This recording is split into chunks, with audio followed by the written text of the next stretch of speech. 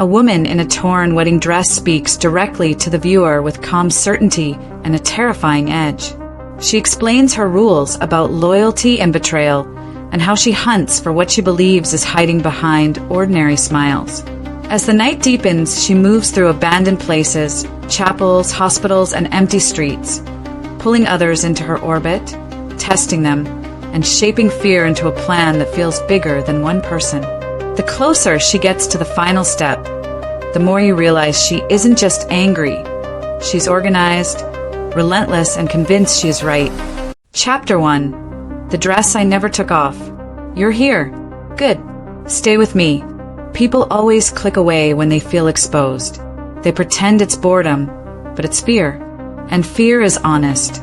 So watch until the end, because if you miss one piece, you'll misunderstand me.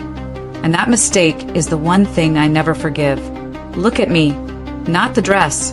Not the stains. Look at my face. This was supposed to be a beginning. White fabric, soft music, a promise. That was the story they sold me. But stories are for people who can afford to be naive. I learned something simple. Most people lie when it benefits them, and then they smile like the lie is clean. They call it flirting. They call it just talking. They call it didn't mean anything. Different words, same disease. Betrayal is not an accident. It is a choice you make when you think you won't be caught. So I started watching. I listened. I kept my voice gentle. I let people confess without even knowing they were confessing. And when I finally understood the pattern, I did what nobody else had the courage to do. I stopped begging for honesty. I started collecting it.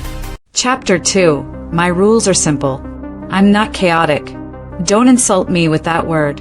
Chaos is sloppy. Chaos is loud. Chaos wastes energy. I have rules.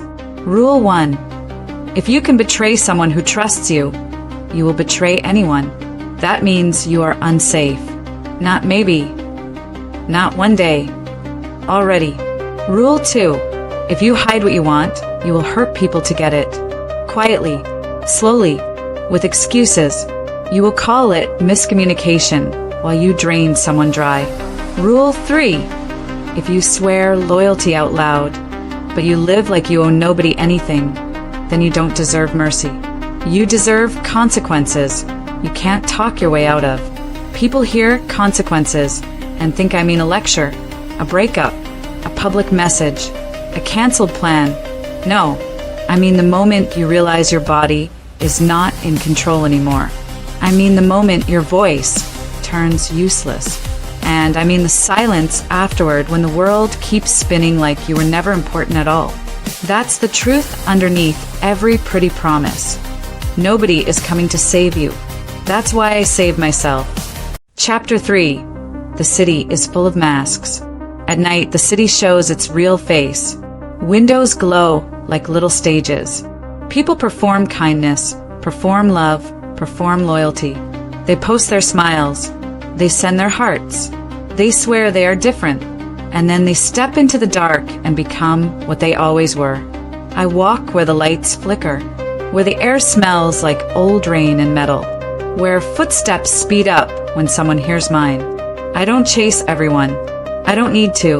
The guilty ones recognize me, not because they've seen my face, but because they know the feeling.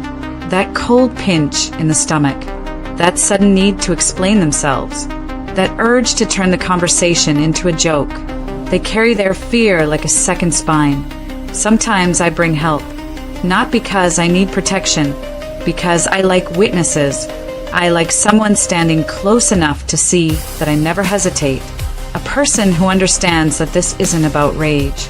It's about control. Control is the only thing that never cheated on me. When I lift my blade, it isn't for drama. It's a decision. Clean. Final. Like signing a name at the bottom of a contract.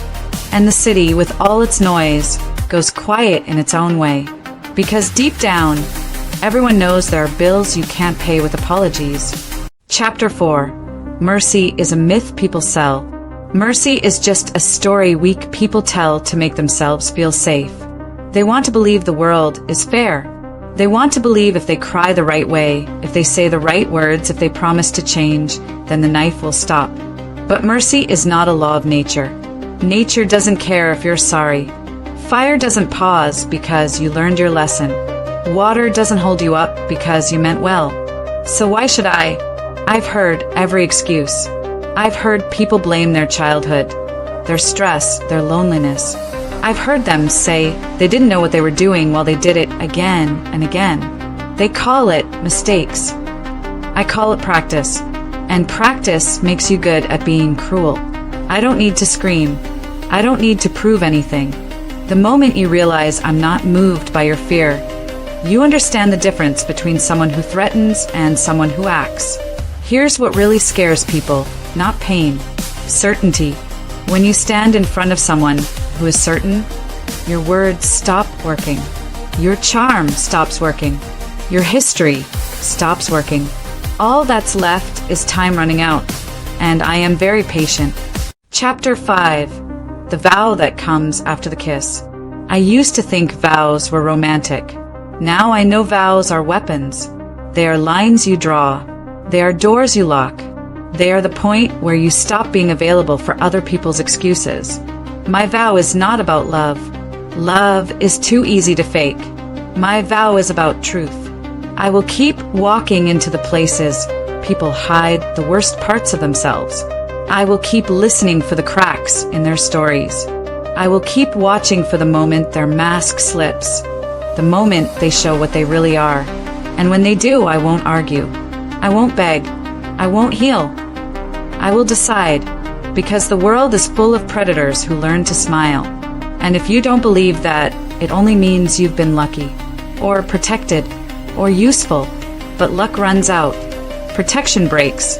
Usefulness expires. So listen carefully. If you take anything from my voice tonight, take this. I am not looking for everyone. I'm looking for the ones who think they can betray and still be called good. And I always find them. If you made it to the end, subscribe to the channel, turn on notifications, and hit like so you don't miss the next story. Comment what you think the narrator's real rule is, and share this video with a friend who loves dark horror monologues.